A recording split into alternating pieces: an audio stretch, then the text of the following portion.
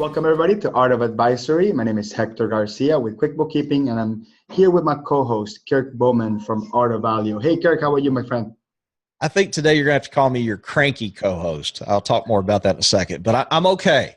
I'm okay. I got fall weather, I got rain, but I'm cranky, and I'll talk about why in a minute. But all right, what's up with you, man? Tax season I should be over cranky. Yesterday or over tomorrow? 15, over. 17? Over. Yeah, so it's officially over on the 15th of April, and there's a 6-month extension for individuals and C corporations that moves it over to the 15th of October. The problem is that many a times the 15th lands on a Saturday or a Sunday or whatever, and that's why sometimes it's on the 16th or the 17th. But officially, anyone that files a tax return today is way late. So we're done with the folks, at least with the folks that wanted to file on time. This was my worst tax season. By worst, I also mean the best. They actually go hand in hand. they go hand in hand. It has been the busiest, but also the worst because it's just a lot of work and a lot of stress. But and every year, I got to tell you, every year I officially denounce taxes, and I say I'm selling my practice and I'm not doing taxes anymore. Every single year I do that, and 10 years later, I still do it. So I'm not sure. I really got a love-hate relationship with taxes for many of the reasons that we have discussed. What about you, man? Tell me why are you cranky, and what can I do to help you? Well, you just made me crankier. I was already cranky, and I'll get to that, but you made me crankier for this reason. You know me, I don't think tax season exists. At least I think there's a way to run your practice where you don't have, quote, tax season. And let's define tax season. Tax season means I got too much to do and I got to stay up late and weekends, and now I want to take, a vacation for a week and all that. But so maybe it kind of dovetails in. So let me just get to the point. So, I've been teaching on value pricing, a lot over the last few years. And I've actually been gradually transitioning my sessions more from why to how. But I still get questions 2 or 3 times a week about, hey, how do I convert existing clients? What do I do with ongoing, work, things that you do month over month over month? And in my mind, I feel like I've talked about how to do this, but apparently either I hadn't talked about it enough or I need to talk about it in a different way. So I just want to get your feedback on this idea of, is it really that hard? I mean, what are your thoughts? Am I frustrated for nothing, or is there something to it? I think, Kirk, you're not frustrated for nothing. I think you've done a phenomenal job with your podcast and your teachings, teaching the why. And the why, it's the first really important step, because that's the inspiration and that is the mindset shift. I think the challenge is that as accountants, we don't want to be, most of us are not just looking for inspiration and then go fill in the gaps in the inspiration. Some of us are looking for the hows. But I think that the way you think, when you say you're teaching the hows, for accountants, we don't perceive it that way. And this is the challenge that we have with I think all the value pricing thought leaders, yourself, Kirk, Mark Wickersham, a few others, that your perception of the how is different than ours. And let me explain what I mean. And I think Blair Enns, he just does such a good way of saying it, is the value conversation, which is this theoretical process in which we ask clients questions and we discover what they want, and we go through this step-by-step process of gathering the value components. In real life, it's just really hard. There's a lot of distractions. Sometimes I think accountants like to bring in that script element of what you guys been teaching, and then we realize that it's not, the questions sometimes don't lend themselves to an opening. So yes, it is hard. At the same time, nothing worth doing it's easy. So as a trainer in the value pricing world, my personal suggestion would be to maybe, I think the only way you can really get people to believe that you're teaching them the true how is to literally sit with them and put a proposal together. Literally sit them and listen to a client conversation, or literally sit with them and get a copy of the client proposal and have them tell you what the conversation was all about and sort of critique their angle and their option. I think a lot of accountants, because we're taskers, we're doers, and our thought process of doing things are all very step by step basis, that if we're just told, we're inspired to do something, and then we're told the theoretical frameworks on how to do something, I just don't think is enough. And I think the challenge that the thought leaders have is that this is very difficult to teach in a 1 hour session, in a 2 hour session, in a 1 hour podcast. I think, unfortunately, the venue that we've been given and the space that we've been given to teach what we want to teach, and I say we because I also teach value pricing, but I teach it sort of in a very light way.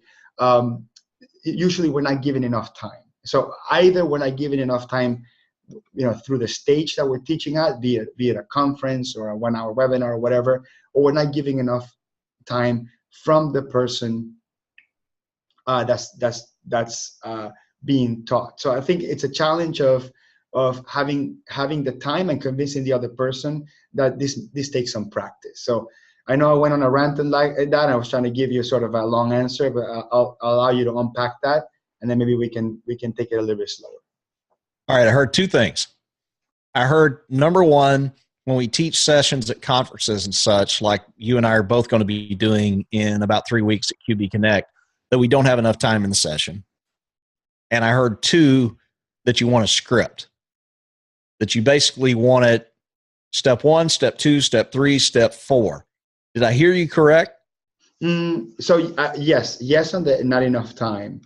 On the script, I would say I'm sort of 50-50. I think I want a framework for the script, and then I want to see an example of an actual customer problem and an example of an actual offering. I think that's what most of us want to see. That's what we're willing to pay for, I would say. Okay. All right. So you need more examples. So then you need more time and you need more examples. Yeah, and it needs to be a workshop. So it needs to be, okay, you gave me the use case, right? Like you can do it with you can give a theoretical use case. This is the client, this is the pain point, this is the old problem with the old accountant, this is how many transactions it is, this is the industry, this is where they want to be, these are their goals, this is what keeps them up at night, whatever. You put together and then say, okay, based on this information, what would that actual offering look like, and what does the conversation look like in the presentation of those offerings, and how do we quantify the value? Quantify is probably the wrong word. How do we structure the cost so it makes sense that everything that's packaged together, it adds up to that dollar amount? I think that's the challenge. Okay. So what I heard you say is case studies. That's really what you described. Okay. And then the other thing that I would just kind of reframe maybe something you said is, we're not going to be worried about cost, but how do we structure things so that we make sure that the price that we set is a great price for the customer and for us? There's some truth to that, but there's one thing that you're going to have a very tough time from, let's call it the mainstream accountants, which is the mainstream accountants, and 98%, 99% may buy into the theory that the time is not a cost component, but deep inside, it's a very deep unlearning process. So even if you can inspire my thought process out of thinking that my time and my employees' time is not a component of cost, it's just very difficult to detach from it. So whether the person's right or wrong, I think that most value pricing leaders, rightfully so, are trying to get people to unlearn from that. The problem is that the process of transition, while you're convincing me of something that's very difficult for me to grasp as a concept, which is that my time and my employees' time is not a component of cost, while I'm trying to also implement a value-driven business model, I think that maybe those two things need to be separate, where you can get somebody to successfully discuss value, understand value, and price and value, and then later on work out cost structure, work out profitability. The challenge is, telling someone, don't worry about your cost structure when you're value pricing. That's what I think most people get stuck with, and it's a challenge. Hopefully I'm explaining myself correctly, but Yeah, I might jump in just to say, you know, so I think we're in agreement on the first part of having the value conversation. Where I would reframe what you said, I understand what you're describing, but I want to reframe it because I think terminology and language is very important, is that the time that you determine whether you're going to be profitable is when you set your price. And I know this sounds backwards, but we have to be willing to take the leap on faith that it's not about cost, i.e. not about time. Okay. Even though we've run our practices that way for years and years and years, if you don't have it, let me take an example. Okay. If I want to learn to drive a Formula One race car, okay, I can read books about it. I can watch YouTube books about it. I can, listen to people speak on it, yada, yada, yada. But I am not going to know what it's like to sit in that seat and feel those G-forces going around those turns, etc., and how to respond. I'm going to learn so much in my first time going around the track. You just can't get it all without some experience. So I do think, and I'm trying to be bolder about saying this, that if you're going to do it, you have to take a leap of faith, right? And this is kind of the point where you described. People have heard the theory, they bought in, but they need to take that leap of faith. Now, we're not saying ignore cost. What we're saying is don't track your time. And unfortunately, a lot of people equate tracking their time to their cost. No, it's not. Okay, it's not the same. All right, and we can get into that. And you and I, actually, I'll be honest, we disagree on this whole factor of time, right? You kind of take an approach of, hey, let's gradually implement value pricing, but still track our time and yada. I think it's better to cut the cords, right? Can I jump in for a second? Oh, you bet. I don't disagree with you. We're actually in agreement. What I'm putting myself. We are recording, right? I just got that on tape. Yeah. Okay, good. I'm taking the position that if I am the average accountant that doesn't have this incredible positioning in YouTube and articles and videos, that it's only really dealing with 2-3 potential new clients a month, that is not like kicking clients out the door like I am, there's a lot higher level of anxiety around not losing a really good lead or potentially losing a really good lead. At the same time, I pride myself that I only work 20 hours a week. Now, by that I mean I'm only doing client-facing work 20 hours a week. The other 60 hours a week, I'm creating content, I'm creating a brand, I'm building a brand. So I actually work more than most, and you can prove it through my postings at 2 o'clock in the morning in Facebook all the time. So I can prove that I do work a lot more than a lot of folks. So I'm not advocating for working more or working less. I'm advocating that if I was in a different stage of my business and I'm making ends meet and things are working and I'm controlling my costs, and by controlling my costs means I'm able to meet payroll and it's under what I'm charging my customers, like, let's call it that. And a business model transformation change comes in, and it requires me to cut the cord on ignoring the fact that employees cost time and there's opportunity costs and all those things. If I don't have enough capital or all these excess clients that I can potentially tap to, there's a lot of anxiety on making a move that would potentially have me lose a client or have me have a cash flow problem because I took in a job that I committed to too much for a flat fee that I can't complete. So I'm not advocating for tracking time or the fact that time is cost. And I understand, and I think I even make my customers understand. All right, I'm going to interrupt you because I want to jump in here. So yeah, I think you nailed. Cranky, man. I think you nailed it. And here's the disconnect. Okay, what you said is, because I'm not Hector, because I don't have a YouTube channel with thousands and thousands of views, because I don't have great positioning, I'm not getting a huge stream of leads. And so each lead feels much more risky because I'm only getting a small amount. So what you're saying is the average accountant out there who doesn't have great positioning, who doesn't have a lot of leads coming in, it feels more risky because it is.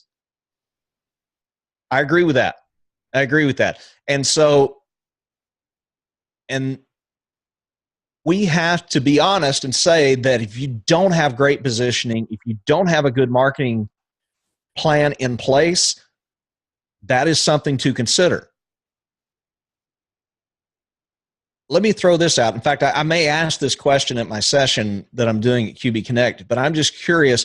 In my mind, the people sitting in a session nowadays about value pricing, it's not like value pricing came out, 2 years ago and is a brand new thing. Okay. It's been around for at least a decade and probably longer. So in my mind, the people sitting in the audience are people who want to do it. True. Which means, in my mind, they're not the bleeding edge, but they're the leading edge. Okay. I'm assuming the people in the audience are above the average accountant. I think anybody that goes to a tech conference once a year that costs $500 to go there, plus a couple $1,000, between travel and stuff. I think most of these people, at least in their mind, they're on the leading edge. So you can make the safe assumption that these people are open. They're open. They have an open mind. They're waiting for new information. Sure. Okay, but still, are you saying? In my mind, to kind of carry the thought further, I'm saying, okay, the people in the session in my mind are leading edge. Therefore, I'm going in with the assumption that at least the positioning and marketing piece of it is not a big issue for them. Would you agree with that or not?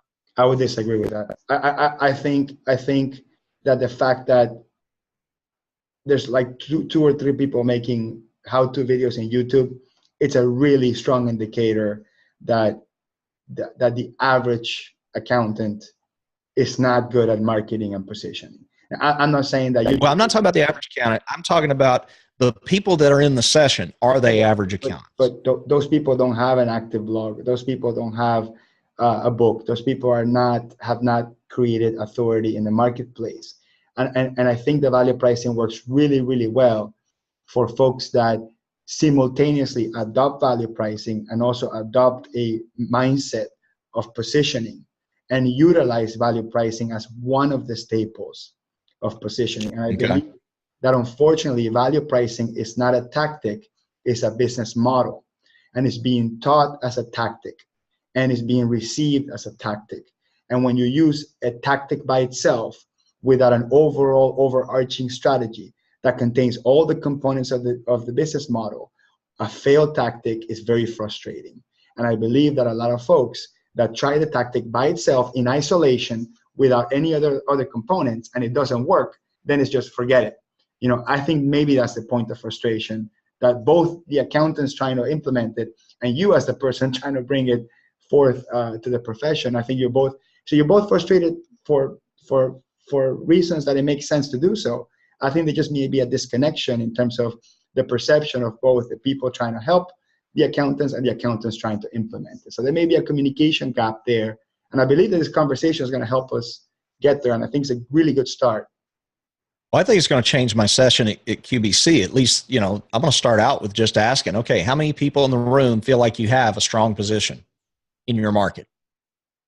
And I just want to see what the answer is. And I may even say, pick A, B, or C and define what those are. It's interesting you use the word tactic because to me, tactic is the how-to. Strategy is the why. And so I always try to start with some strategy, but I spend more and more of my time on the how because that's where the questions come from. So my assumption is people understand the why, but they need more tactics. But when I talk about a tactic, I'm talking about, to me, a tactic is I'm on the phone with a customer having a value conversation. I've asked the customer a question. They haven't addressed the question I asked, and so I need to re-ask it. Or they answered it, but they only partially answered it, and so I need to follow up. The ability to redirect, the ability to reword a question, the ability to not let the customer off the hook with the first answer and to keep that line of inquiry going, that's a tactic. Value pricing is not a tactic. You're right, it's a business model. Now, I can pretty hold on. Let me jump in. The last 2 years, I've always said value pricing is a business model. Go ahead. Can I jump in for a second? No, go. Oh, okay, go ahead. So I agree with you that value pricing is not a tactic. We're actually in the same. We're in the same thing. The problem is when you teach something in a 1 hour session and that's all you're going to receive from it. The only thing that it can feel is as a partial tactic. The real, value pricing is either a very deep self-discovery process of your business model, what you want, how you connect with clients. it's either a really deep journey and it will take a couple of years to read and understand and try and test, or it could be a systematic approach, but you have to dedicate, in my opinion, at least a whole month, a couple of hours a week, and you have to try it with new customers. I think most importantly, you have to try it with existing customers, because most people say, sure, I'll do it only with new customers, but they're only dealing with 2 or 3 leads a month. So the anxiety of not wanting to lose the customer at the same time of the anxiety of trying a new business model, I think adds into the failure. I think the best opportunity is to try it with existing customers, which most people kind of advise against. But no, that's the best one. You do current customers because you understand them, because you have trust. And if a worst case scenario, if it doesn't work, just revert back to the old one. But I mean, just don't have, if you only focus on new customers and you don't have a whole bunch of stream of new customers, I know that in your subconscious, you're not gonna want to lose the customer. So you're not gonna be all the way in value pricing, and you're gonna be like 1 foot in and 1 foot out. And that's going to cost you not to fully execute. So I want to interrupt you because I want to ask, you were contrasting two things, but then when you explained them, I didn't perceive the contrast. And it's probably lack of understanding on my part. So what are the two things? You said you thought it was either A or B, but I didn't understand the difference. You said you thought it was kind of going in whole hog and takes a long journey, or it was something else. But can you clarify those? I'm thinking what I'm saying is there's 2 approaches to transforming your business to value pricing. Okay. One approach is you do it on your own, right? You read, you study, you get inspired by pieces. You listen to your podcast, to the Soul of Enterprise, to Jonathan Stark's Ditching Hourly. You listen to a couple of podcasts that kind of reinforce the situation. You read, and then you start trying it on the customers, the new customers that you feel comfortable with, when you don't have this pressure of losing customers. And it may take you a couple of years to do this on your own. That's one way of doing it. The second way is you full blown, like you say, you cut the cord, you go deep into it. You spend a couple hours a week studying the techniques and the tactics, and you go full blown with your existing customer base, and you have the conversations with your existing customer base, and you push to change your current customers, because they're 80% of your revenue, right? So if you can't, transform 80% of your revenue, it's very hard to transform your business only with the 20% new ones that you get. So I'm saying there's 2 approaches. One, you can go really, really long, kind of do it on your own, or 2, you can go full blown at it, and it'll only take you a month or 2 to fully transition, but you have to have the goal to go to all your existing customers and transform with your existing customers, because the very existence of hourly in your practice is going to drag you back. I mean, so you have to purge, and you have to be comfortable with losing the current ones that don't want to take the journey with you. And that takes courage, and that takes a mindset shift. Like that's not a partial thing. That's a full immediate thing. And I think that, Kirk, maybe the time has come for you to bring this forth and to help people make this full transition, no questions asked, no turning around, no backseats, right? A month worth of training and content and mindset shifting, and help us do it with our current customer base, because I think the current customers are the ones that get people stuck. Those are the ones, because most accountants do it very gradually or only with new ones. All right. So I want to come, what you just said, I can hear that you're kind of challenging me to kind of step forward and step across the line, so to speak. I want to come back to that in a second, but I want to go back because I want to get some more clarification, because to me, there is no implementing value pricing in 2 months. Value pricing takes a minimum of a year. In general, I think it takes 12 to 18 months to fully implement it in a practice. To me, the decision really becomes, are you going to do it with new customers or existing customers? I think it's better to do it with new customers. Ron Baker would say it's better to do it with existing customers. And Ron says existing because he always had phenomenal relationships with his existing customers. So what I gather from that is I think it can be done either way, but you need to decide which is the better approach in your case. So in my mind, it still takes 12 to 18 months, whether it's new or existing. You just got to decide where you're going to start. Am I missing something else?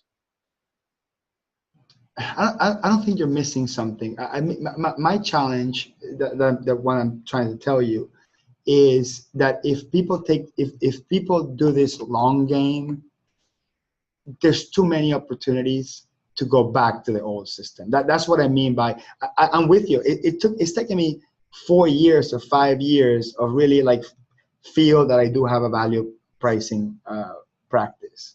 And there's still some rare components of hourly for like out of scope things or for like quick things, this and that, which are not really sort of hourly. They're just sort of value billed at the end. We'll say, look, we ended up doing this because you asked me to in a hurry. I was traveling and I just took care of it. Here's a bill for $300.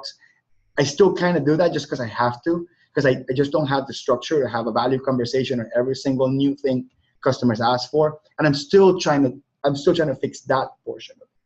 And I also have a lot of people that only want to meet me for 1 hour, ask me one question and be gone. And I have a lot of those and I want to help them. And I'm also trying to figure out how to value price those. But in an essence, everything else in my practice is value pricing. And it's taken me 5 years to get there. So I know it takes a long time. The problem is that I think that I'm sort of evolved in a way that I don't mind losing customers. I've always, for ever since my YouTube channel has been a real reckon to be dealt with in the marketplace, I don't care about losing clients. I kind of see them as their loss. But not everybody, like I've talked to a lot of people, not everybody feels the same way. And they're anxious about losing clients, period. That's it. That's all I'm trying to say. So I still want to dig in and clarify a little bit, and then we'll get back to that kind of cross the line thing. But I think it takes 12 to 18 months. And it's interesting. We both agree it's a long game. And to me, 12 to 18 months is a long game. To me, 4 to 5 years is a too long game. But you said something along the lines of, if it takes 12 to 18 months, then there's too much opportunity to give up. Was that a fair way to say it?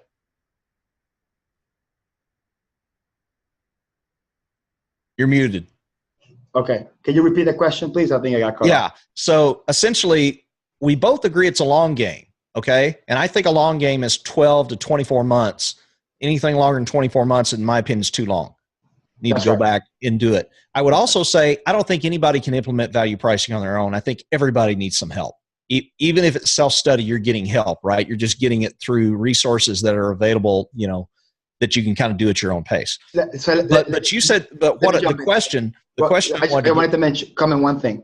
Yeah. You absolutely need someone else. You cannot do this on. I think you nailed it on the head, and I think maybe it took us too long to get there.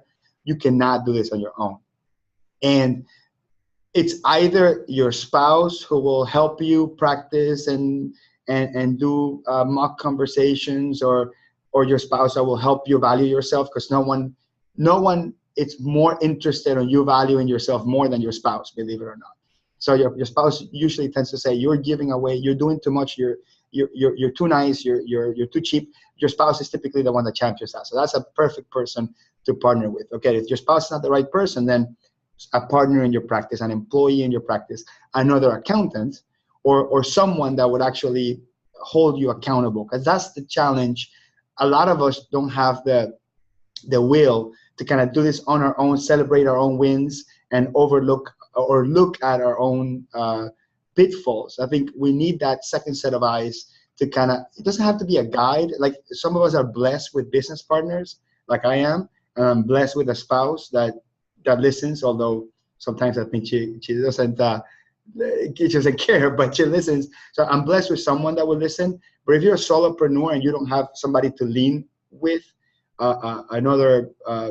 a colleague, an employee, a partner, then you have to look for someone that will actually keep you in line and hold you accountable and celebrate the wins with you and help you point out where you're being derailed. So I absolutely think that you have to have a guide along the way to kind of bounce ideas off and practice and all that stuff. So I just want to reinforce that, because that's a really important point. All right. And then you'd asked me to repeat the question. So the question was, we both agree it's a long game. I've defined long game as 12 to 24 months. Anything longer is too long. But you said something along the lines of, but in a 12 to 24 month process, there's too many opportunities to give up. Is the gotcha for giving up making sure that you've got a partner to do it with, whether it's a business partner, a spouse, or a colleague? In other words, you can't do it alone. Or was there more to your point about there's too many opportunities to give up in a long game? I think that there's too many opportunities to resort to the backup plan, which is charging hourly. It just, unfortunately, the longer you go, too many opportunities to resort to the backup plan. So how do you rectify those two things? It's a long game to implement, but there's too many opportunities to give up in a long game. That essentially makes it sound like nobody ever does it. No, I think that some people do it, but I think a lot of folks do it either reluctantly and because they just don't have the confidence. I think confidence is everything in this world. They don't have the confidence to follow through with it. It's just easier to resort to the backup plan. Or secondly, they create their own version of it. I have a lot of folks. I mean, I have so many people in the Facebook groups and stuff like that where they say, I value price, I charge $500 a month. And it's like, well, if you're giving me the price and you don't know who the customer is, by definition, you don't value price. Yeah, so I think a lot of people then what end up doing is they redefine value pricing just to feel that they're doing it, and they do something else and they call it value pricing. And I think that's the main issue. Like, you have people having flat services based on the company size. That, I value price based on the company size. It's like, hello, that has nothing to do with value pricing. And I think that's the challenge. Or a value price based on number of transactions. It's like, no, that's not value pricing. And that's one of the challenges. So this is, most of the times it's just semantics that we're fighting about. But, and it sounds like we're picking at semantics, but the problem is that if you're not value pricing, then you haven't transformed your business model. You may be charging flat fees, but you haven't transformed your business model. Go ahead, Kirk. No, I was going to say, I don't think maybe 25% of what you and I are talking about is semantics. I think the other 75% is just difference of perception. And so we're clarifying that with each other. I mean, I'm learning, we've been doing this podcast almost a year, and I'm still learning, and I really am enjoying this. So let me go back to, you kind of threw down the gauntlet a minute ago in so many ways and said, okay, essentially what you're challenging me to do is, okay, do better. All right. So here's my idea for doing better. Okay. Is essentially to offer something that kind of has three parts and give people maybe the option to select 1, 2, or 3 parts. And so and I'm thinking out loud here, so feel free to, shoot it all down. But I'm thinking, okay, you can get the strategy part or not.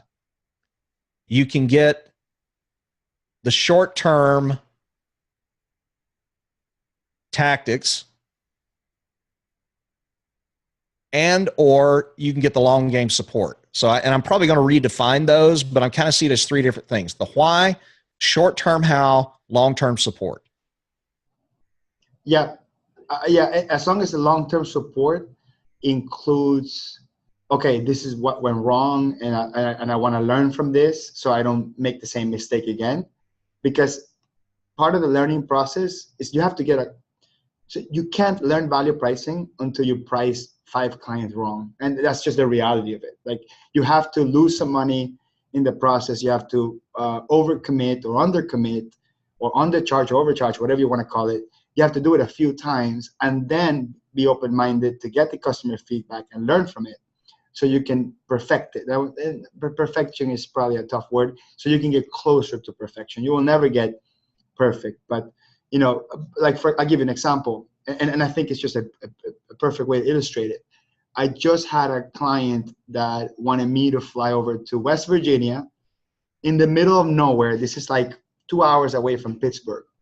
And they wanted me to spend 3-4 days to train the whole staff on implementing QuickBooks. I couldn't do it.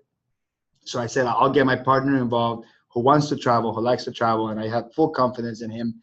And that already, kind of started messing up the process where the client started feeling, well, I'm not getting you, I'm getting your partner. But then this is where we start, as a value pricing business model, we start understanding what is it that the customer really wants. Do they physically want me there? No. They want to feel confident that whoever they fly up there is going to do a good job.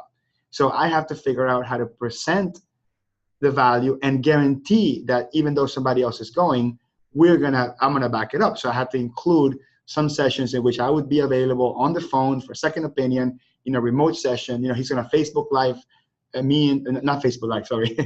He's going to FaceTime me at the factory. He's going to show me the process. So I'm going to be involved, right? So that's the thing. So when you are in that level where you are already understanding what the customer values, and you can easily have a conversation around that. But when you're really getting started with this, then you will be stuck with, well, it has to be me, so then I have to give a price for it to be me. And then you start misunderstanding the signals of what value really means.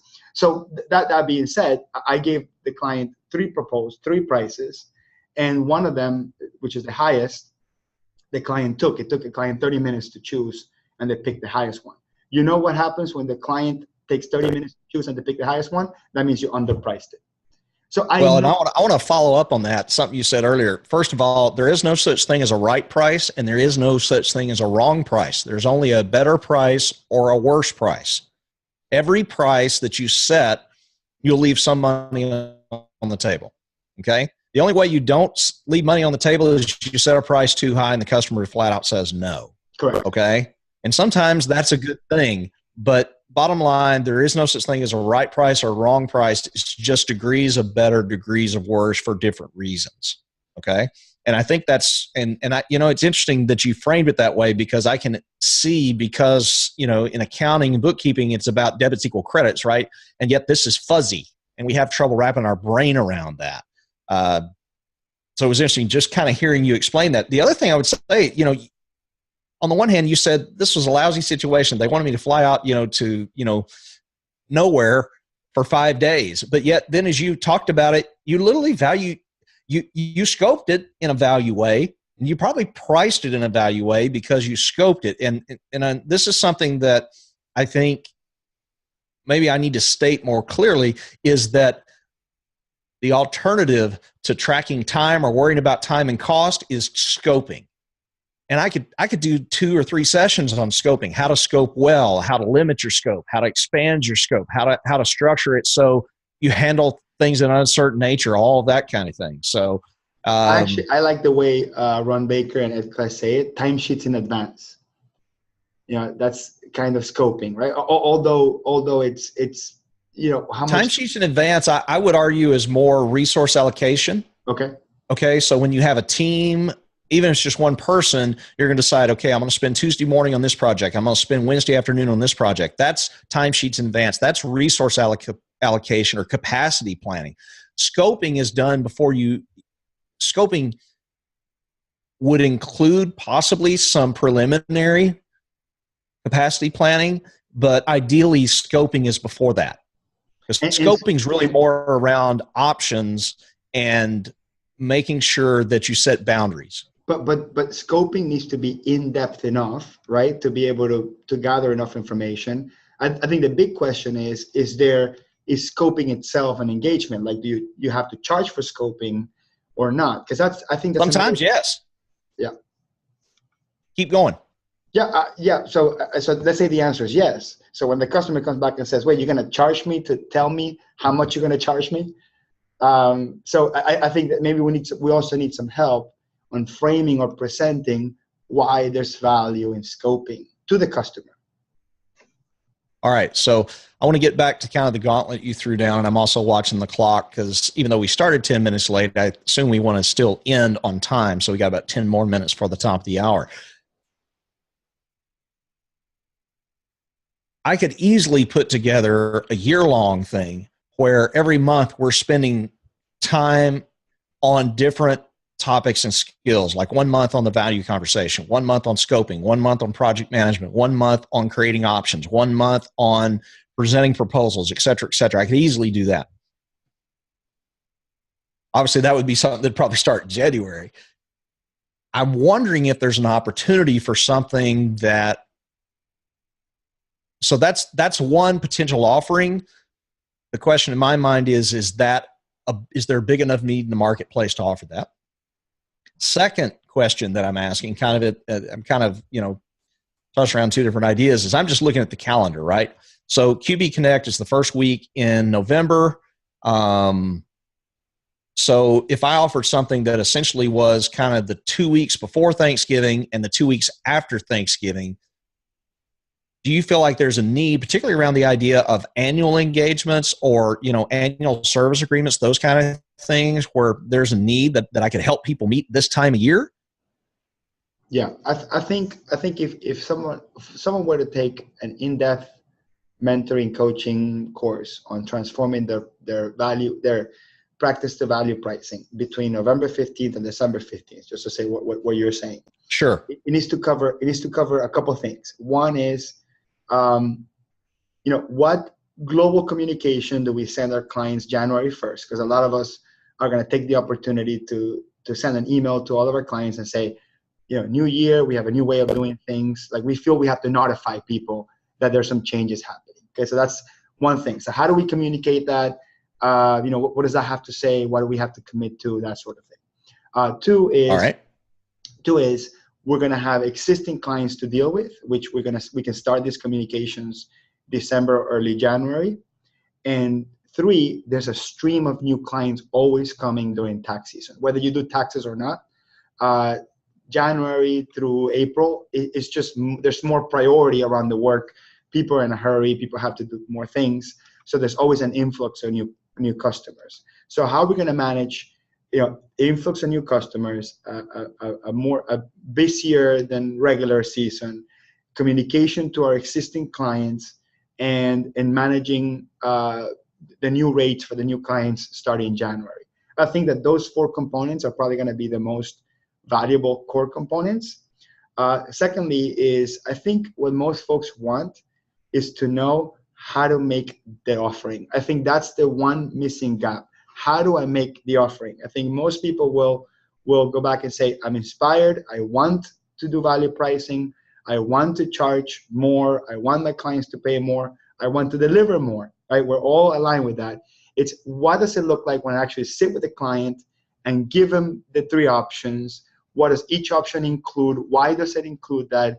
And when I get pushback from my customer, how do I frame it and how do I present it so it makes sense, especially to a customer that is used to, because that's the other problem, we have to re-educate our customers, that is used to paying for effort. And while us as accountants, we're very much buying into the idea that our value is not in our effort, our customers, our existing customers, are used to paying for effort. So how do we bridge that gap in the conversation? It's not as easy as telling the client, I got a new business model, it's flat fee, done. There has to be a way that allows accountants to feel less anxiety around the mechanics of that conversation, the transition conversation. Okay. So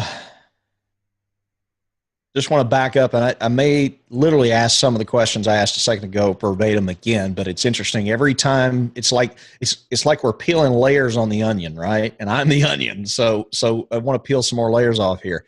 Number one, you do think there's something valuable that I can offer to help people between November 15th and December 15th to help them with this. How do we re-engage with new customers? How do we re-engage with existing customers for next year on a value basis? Yes or no?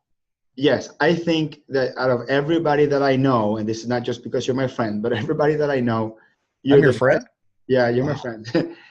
You're the best at helping us understand the options process. I think that the way you explain the construction of options and the presentation of options, it's the best out of everybody.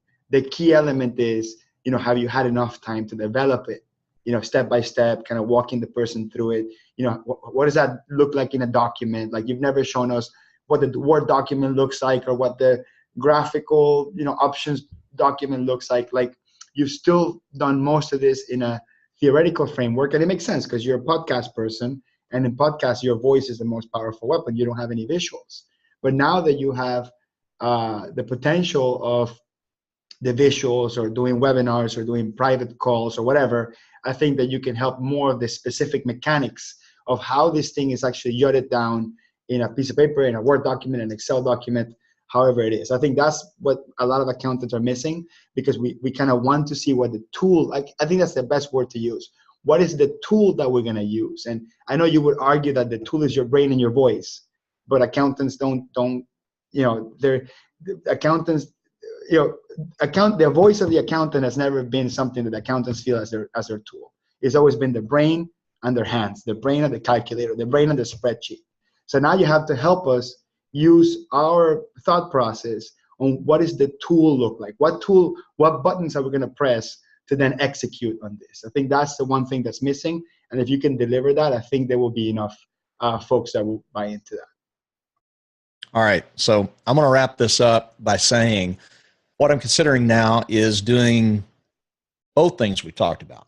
Okay. Number one, doing something kind of, early mid-November to early mid-December around how do we re-engage with existing customers for next year?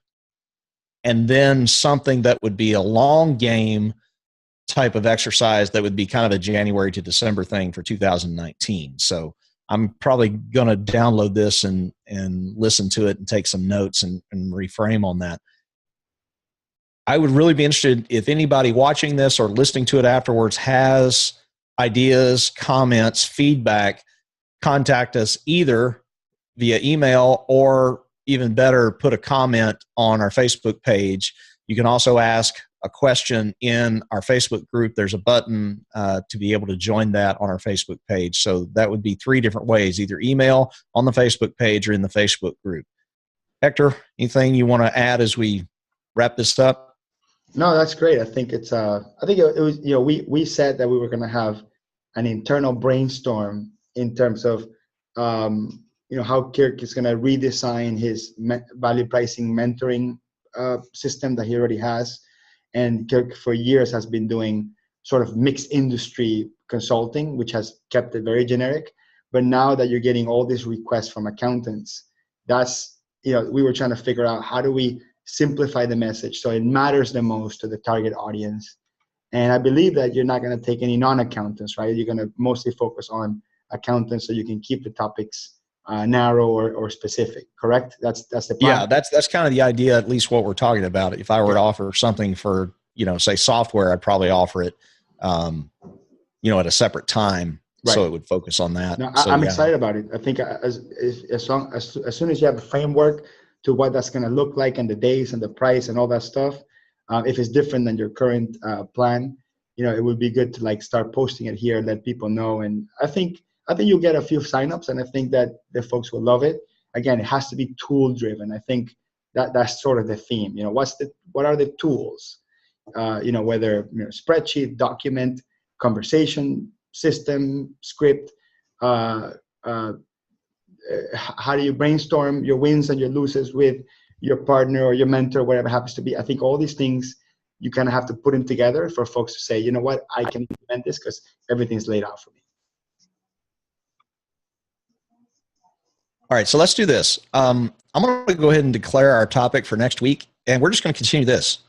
Oh, next. And I think at this point, the week after, we actually have a guest for next week, so we may have to cancel them. Who is it? President of Intuit? Cancel that. It's not. It's an expert in blockchain, so we're kind of. I've been after him for a while, so. No, I'm joking. All right. We'll see what we can do. We may do a bonus session next week. We might have to do a bonus session because I think there's some value to here's my idea. So we have a guest next week. Obviously, we'll keep that, but whether we publish it or we just do it internally, but I would actually consider publishing it kind of like we're doing another, out loud brainstorm where I take what we've done today, I do some woodshedding, and then I bring my woodshedding back and we kind of plow, review that and refine it again. So let's talk about that offline. Yeah, we can see if we can move the guests. We'll see. I know this is a hot topic because you're teaching in QB Connect in a couple of weeks, and I know you're looking for that perfect alignment of inspiration and the current knowledge that you have to deliver the best possible value pricing course, and also the live class at QB Connect. So let's see what we can do. Maybe we'll shift some things around. All right, man. Talk to you next week. All right, Kirk. Thank you.